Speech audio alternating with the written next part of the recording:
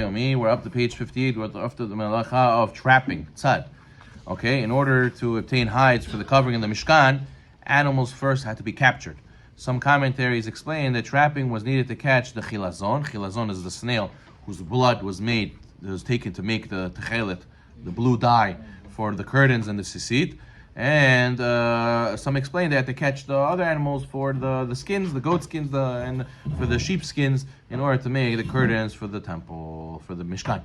Okay, we'll explain Tzad. Trapping depends what type of species it is, and the differences in this melacha. Number one, the biblical melacha of Tzad, of trapping, applies only to species that are usually trapped for some purpose. So let's say birds, fish, deer, they all have a purpose to trap them.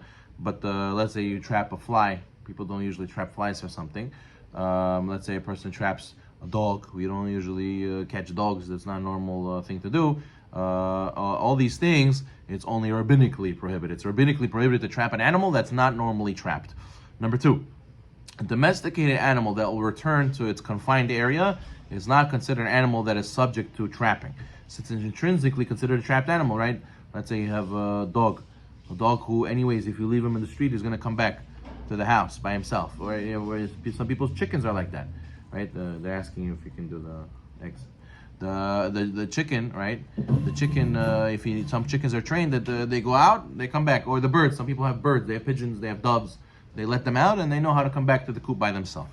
So over there, such an animal doesn't apply. The tzad doesn't apply to trapping. It doesn't apply. Right? Therefore, a chicken who walked away from its coop and wandered to a courtyard, you may capture it by closing the door of the yard in order that it shouldn't escape. And if you're afraid it's going to do damage, you even can take, with your leg and or stick and try to move it back into the house, because it's not subject to the laws of trapping. Okay, fine. 4.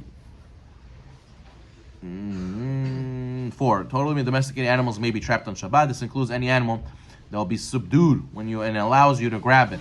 However, if an animal will squirm or try to escape, then it's considered trapping. So if he lets you take him, then it's not applicable the laws of trapping. Number 5, even trapping an injured animal that cannot run away is still rabbinically forbidden. Therefore, you cannot pick up an injured animal to save it from dying on Shabbat, because that will be considered trapping. 6, animals and insects that are naturally slow moving are therefore easy to capture, are regarded as already trapped animals, like a snail or like a turtle, right? They move so slow, you don't even have to chase them to catch them. They're already considered like they're caught already. Okay, fine.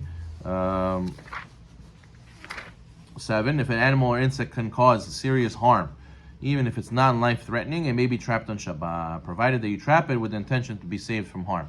Let's say there's a dog that's going to bite you.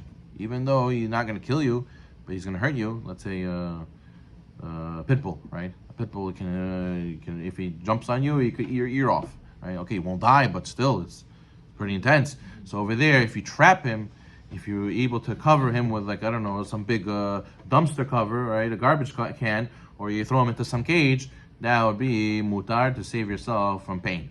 Right, number 8, along the same lines, one may not trap a snake in order to use its venom, or in order to use its skin, even if the snake is dangerous. But if a person traps it to save himself, of course, that's permitted. Number 9, according to some poskim, it is permitted to close a chest or a closet if there are flies and mosquitoes flying, even though, since they are not a type of insect that's normally captured, and once the chest or closet is open, they can fly out without being captured.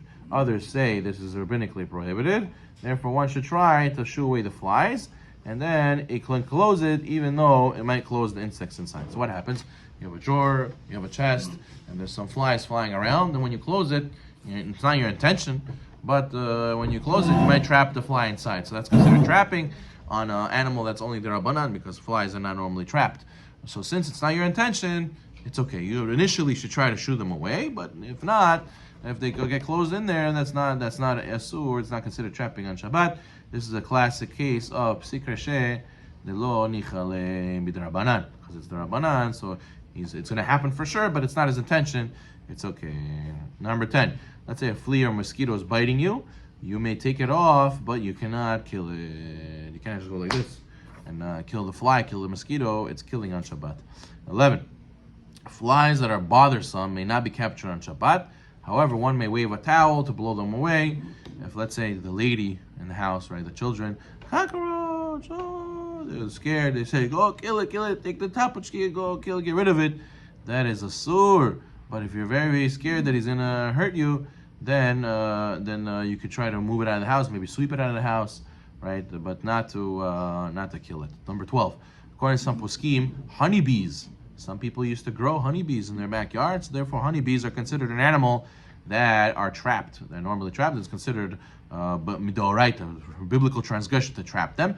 Others say, no, it's not so common anymore. But at the end of the day, so since some opinions say that the honeybees are animal that's trapped, you should avoid trapping them. But then those catchers, those electric and the thing that would hang, was forbidden as well. Oh, good. We're talking about traps. If you set up the trap, we're going to talk about it right now. If you set up the trap before Shabbat, it's fine. 14. According to most poskim, Tzad does not apply or capturing or confining a human being. Right? Let's say your son doesn't listen to you, and he runs away from you. He says, "That's it. I'm leaving this house." Right? He runs into the street. Idisuda, and you go and you grab him, you trap him, put him in his room. You didn't do the Melacha of trapping. That's fine. Okay, 15. One is liable to the biblical Melacha of Tzad. If one has to confine the animal in an area, they can be retrieved with one grab.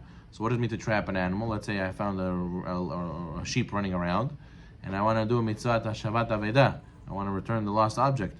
So what do? I trap him in my backyard, and I have gates in my backyard. So is it considered trapping? Not really. It's to transgress. Biblically, the transgression of trapping has to be that I trapped him in a place where I can grab him with one grab. If I put him in my backyard with a fence, I still have to run around and chase him. So it's not really considered he's trapped, but trapping him in an area where he doesn't have natural freedom anymore, he's only confined to a certain space, is still asur rabbinically. Okay. 17. Placing a trap in a place where animals are commonly found is biblically prohibited if an animal will be trapped immediately after you place it. Like, let's say there's a bunch of ants or a bunch of cockroaches running, and I put a trap, and they're going to walk right into it. The second I put it down, that's biblically transgressing trapping. However, it's only rabbinically prohibited if the animal will only be trapped after some time. So even if I, let's say, put the trap on Shabbat, but an hour later it gets caught, I did a transgression of trapping rabbinically. What if I put the mouse trap before Shabbat? I put out the trap before Shabbat, so then it's not an issue at all. I didn't do anything wrong on Shabbat. Even though it happens on Shabbat, that's like setting a timer. It's like any other permitted item. Cooking, putting the food to cook on the plata before Shabbat, even though it cooks on Shabbat, there's no issue in that case because my deed was done before Shabbat. However, it is nevertheless in the middle of 17. It is nevertheless permitted to place a mouse trap on Shabbat or even leave poison out, since one does not need the mouse for anything once it's trapped, and it does not happen immediately. So if I put a trap because, let's say, I need a bug, or I need an animal for my fishing, or to feed my big dog, or whatever it is, so there you're not allowed to put a trap on Shabbat even though it catches later, because you need the item. But in the case where I want to get rid of the mice, I want to throw it out, you're allowed to put out a trap on Shabbat because it's not going to trap right away. Plus, it's not meant to keep the mouse. I want to get rid of the mouse. So therefore, you should know trapping originally was for what? It was to use the item that they trapped. They caught the snail, the chilazon, they caught the goats, they caught the sheep, and they used it. But here, when you're not going to use it, you're going to throw it away, it'll be permitted to put the mouse trap on Shabbat. Okay, 18.